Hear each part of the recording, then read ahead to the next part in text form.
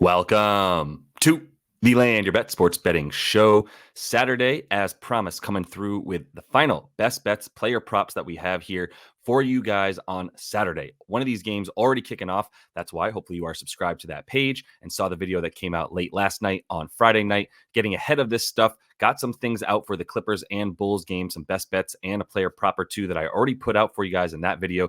Do want to make sure you're subscribed so you don't miss any of those. Also want to continue to follow along and jump in those comments if you can. Super appreciated. But we're going to go ahead and just get right into what we've got here. A quick reminder of the teams that are on a back-to-back here. We do have Charlotte on the second leg playing Brooklyn, Portland on the second leg versus Toronto. Charlotte and Portland both lost last night. And then Brooklyn, after they take on Charlotte today, will be at Cleveland tomorrow. And the Clippers are going to be playing Chicago tonight and then versus Milwaukee tomorrow. Bit of a look-ahead game there. Spoiler into what I bet already and gave you in the video last night for that Clippers and Bulls game. But let's go ahead and jump right into the show schedule coming in as well. We're going to be doing a video tonight, getting ahead of Sunday's bets for tomorrow. And then Sunday tomorrow, same thing as what you're seeing right now. Going to have a video with all the player props and best bets that we have finalized for you for the slate tomorrow. Monday, going to be coming back in the morning time / early afternoon with those final bets and best and player props, I should say, for the Monday slate that we have here in the NBA. With all that said, because it's a little bit late for this video, let's get right into the first couple bets that I have here. 2 of the 4 that I'm bringing you that were not in the video last night. This is a Vasilij Micić bet here. We've got 2 of them because Tre Mann is out for the Hornets, and I think there's some pretty good value on a couple things here. And it's simply under for assists and over for points for Micić, the 30-year-old rook for the Hornets here.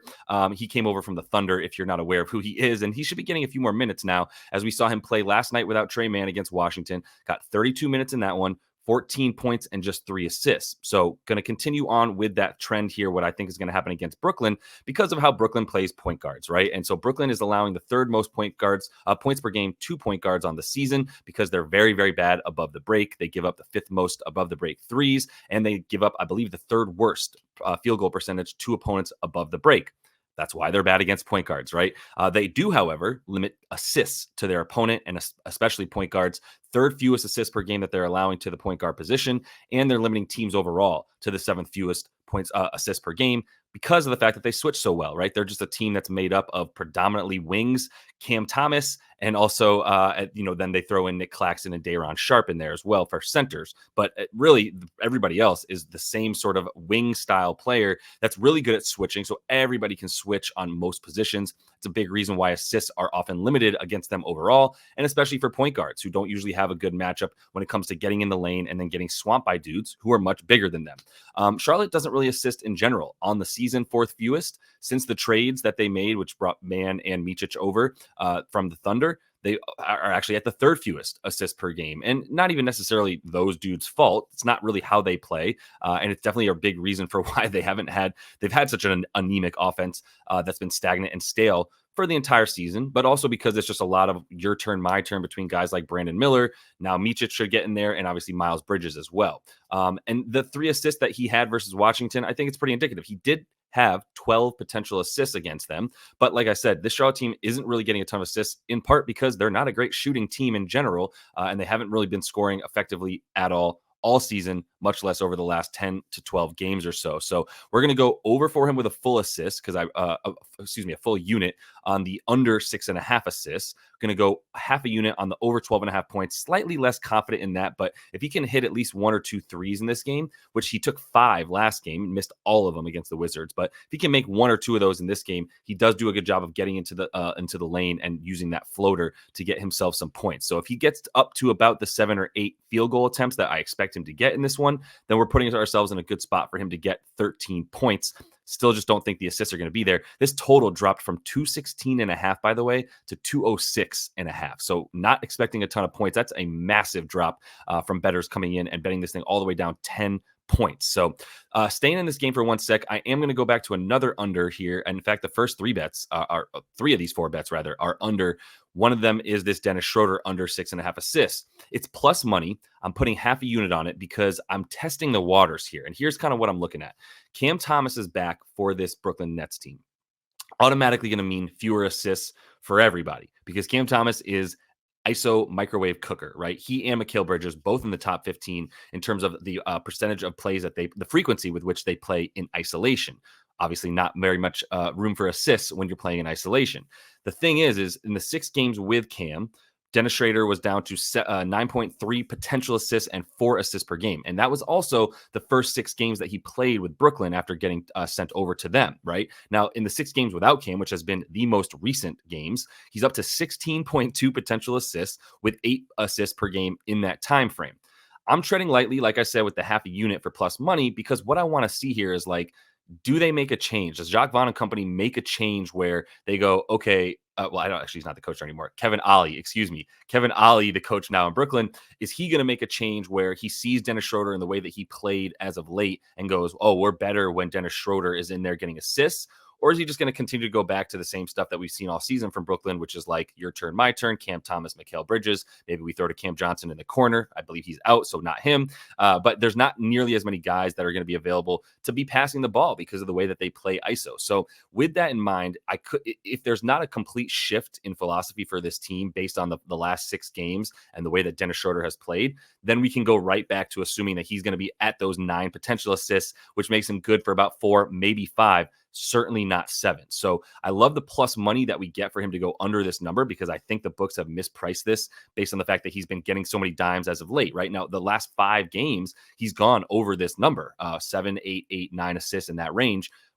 Last 6 games, 5 of the last 6, he's gotten this over. So like 1 game without Cam Thomas, he hasn't. But either way, point stays the same. If this does hit, I will start to believe in my logic a lot more. We'll see if the books adjust. If they don't, then we're going to continue to go under for anybody who's playing point guard alongside Cam Thomas on this Brooklyn Nets team and their assist prop, right? All right, one more that I'm looking at here, and this was a bet that was pointed out by a fellow Twitter capper who's awesome, Ty. You should definitely be following him as well. I should put his stuff up, but I'll get back to that. It sent me down a hole of, well, what happens when Steph Curry's out? And we know he's out for at least 1, probably 2 games right now. MRI came back on his ankle. I believe he's going to be okay. He'll be back in the next couple weeks, but he's definitely missing a game or 2. And I would guess 2 here. This one is against San Antonio, so no reason to play him, but also no reason for Draymond to be going off and getting those points. And it's not a situation where he gets more points just because Steph is out. In fact, I would feel better about him getting points with Steph in, because you need to have the defense drawn away from Draymond, give him a couple of those absolutely wide open threes, which, by the way, he's hit in his last 2 games, which is why he's gone over in the last 2 games. But now we get a slightly inflated number, and we get pretty good juice to go under 9.5 points for him, where in the last 20 games that he's played without Steph, and that's been over the last 2 seasons because he's played a lot more with Steph than he has without him, he's looking at 7 points per game on 6 field goal attempts in that time frame, right? He's gone under in 14 of those 20 games. And really what we're talking about here is he going to hit a 3, right? And we like to make fun of him for looking like he's shooting with a backpack on, but sometimes it goes in when he's wide open and there's nobody within the TV screen frame of Draymond. I mean, he's an NBA player. You can hit that at like 34, 35%. We can expect that when he's wide the hell open, but there's not necessarily the same level of wide open shots coming his way when Steph Curry's not on the floor. A huge part of being able to leave and forcefully leaving Draymond open is because of the fact that you have to sell out on Steph and even Clay still to this point, right? He's still getting that kind of respect. But I would lean towards other guys to get their points in this one, like Brandon Podziemski, even Jonathan Kuminga. He's up at 21.5, which feels a little bit high. I don't know that we're going to see quite as many points in this game. That the Dubs often have relied on Steph to be in there to be able to get a huge team total. And the Spurs are going to be without Victor Wembanyama. That's it. That's the NBA player on their team. Everybody else is not very respectable, to be honest, as an NBA player at this point. No offense to Keldon Johnson, but it hasn't really been his. He hasn't really shown up to what we might have expected for him. For the Spurs, this is the only position that they actually guard decently well. 12th fewest points per game to power forwards. They're not in the top half of limiting other positions points per game anywhere, right? They're just bad. Now, centers, they've been okay at times when they're facing, when Wembanyama's in there, but he's not going to be in there to block guys like Kevon Looney and even Trace Jackson Davis, who will be getting some run as well in this game. I do expect the benches to come out and get some pretty good minutes here for the Warriors as well, playing those young guys in a situation where it's a Saturday night. You're playing a Victor Wembanyama-less San Antonio Spurs team. So I don't think Draymond's good for the double-digit points here. So I did want to run quickly through what we have on the full card, the couple bets that we put out last night, 5 of them, in fact, because I took Terrence Mann in a couple ways. As soon as I get rid of this video up for you guys, we'll see how he's doing in that Clippers and Bulls game, because they ended up having James Harden, Kawhi Leonard and Paul George all play, despite the fact that at the very same time yesterday, after shoot around, they all came out and said they were questionable to play. I honestly didn't think that at least one of or two of them will play. They're all playing. So we'll see what happens if Terrence Mann is able to still get his. I took these bets in part because I get plus money for the assist for him, and because the rebounds and assists is something he's continuously gone over since the All-Star break, even with these dudes playing. So not quite as worried about the fact that they're playing, just would have been an absolute money banger bet if those dudes were not playing, right? But they are, so whatever. We've got Micic, as I said, under 6.5 assists, but over the 12.5 points, 1.5 units total on him, one on the assists, half a unit on the points. Dennis Schröder, we got half a unit testing the waters with him for plus money at plus 112 for him to get under 6.5 assists against this Hornets team. If it wasn't the Hornets, by the way, I'd feel way better about this bet, but they have been giving up, I should say, assists, like the fourth most in the league over the course of the entire season, right? So we'll see how that goes. Micic not exactly a defensive stopper if he's going to be on Schröder, but we still need the other guys to be scoring for Brooklyn, and I just don't think that the assists are going to be there for a team that plays so heavy in isolation in general. Draymond Green, we're going under 9.5 points because we think that there's an overvalue on him because of the fact that Steph is out, but Steph out doesn't equal Draymond up in points. Last night, we also took Boston at Phoenix under 227, got a little bit of good value on that as that's dropped to about 226.5. Utah at Denver got great value on that under 233.5. That's down to like 228.5. So really good closing line value for us there. Same concept with the Chicago at Clippers bet. Took the Bulls plus 9.5. Even with the big three fully in for the Clippers, I still was good with plus 9.5. It's down to plus 6.5. So really good value if you were following along. Really good reason to subscribe to the page so that you can get those videos when they come out the night before. Wouldn't hurt to put the noties on either, get those notifications going so you don't miss when these videos come out. I try to get this one out as close to 3 p.m. Eastern as I can. Screwed up a little bit today so I could get a little bit more sleep on that jet lag that we're still feeling. So we're getting this out at about 4 p.m., but still really feeling good about the early bets we got last night. Hopefully you were tuned in for those. Quick look at the record on the season here, 222 and 176. I'm happy with it. 22 units. Would love to get this up to 30 before the playoffs start, but the Playa Props are what we're going to continue to rely on. We're at 30 right now for them. Lost a couple the night before, picked up about half a unit on those last night. Let's take a look at how we did last night here. The only thing that really pisses me off is that Şengün didn't get that last board, because if he did, we were looking at a very, very good night of up about 2 units on the night as opposed to 0.1 units.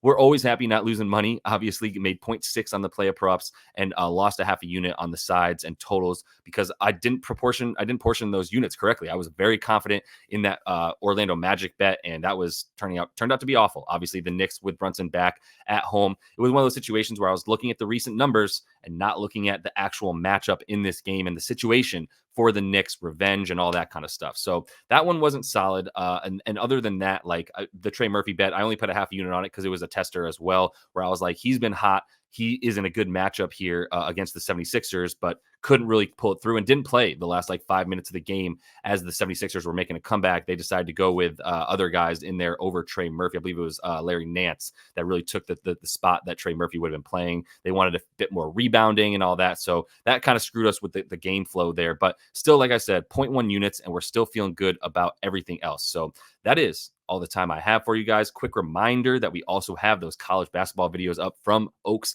as he covered this last Saturday. Still time to check that out with plenty more action on the slate as you watch for the rest of the evening and night. Going to be back tomorrow to make sure that you guys get all the Sunday bets and plays that I have for you. And until I see you next, happy betting.